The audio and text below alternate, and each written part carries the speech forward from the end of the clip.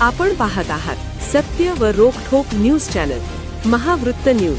आवाज तुमचा, ताकद आमची. कार फोडून सोन्या चांदीच्या दागिन्यांची चोरी उघड. 53 लाखाहून अधिक मुद्देमाल जप्त. स्थानिक गुन्हे अन्वेषण शाखेची धडाकेबाज कारवाई. कागल तालुक्यातील मेतके परिसरात कार फोडून दागिन्यांची चोरी करणारे आरोपी वीरेश नागार जापा, वय 44, राहा दावणगेरे, कर्नाटक, यांचे कोल्हापूर स्थानिक गुन्हे अन्वेषण शाखेने पर्दाफाश केले आहे. या कारवाईत तब्बल 345.250 ग्रॅम सोन्याचे दागिने, 303.220 ग्रॅम चांदीचे दागिने तसेच कारसह एकूण 53,42,334 रुपयांचा मुद्देमाल जप्त करण्यात आला आहे.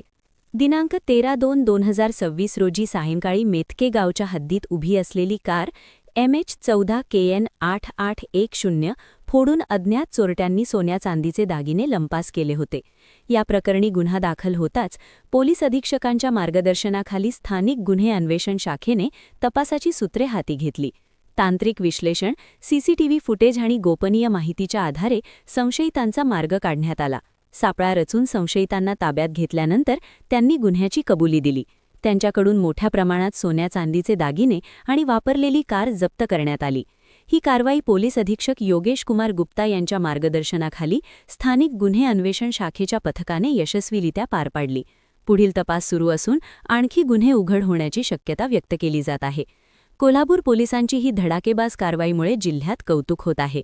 महावृत्त न्यूज मीडियासाठी उपसंपादक नियाज जमात. महावृत्त न्यूज चॅनलला लाईक करा, शेअर करा आणि सबस्क्राईब करा.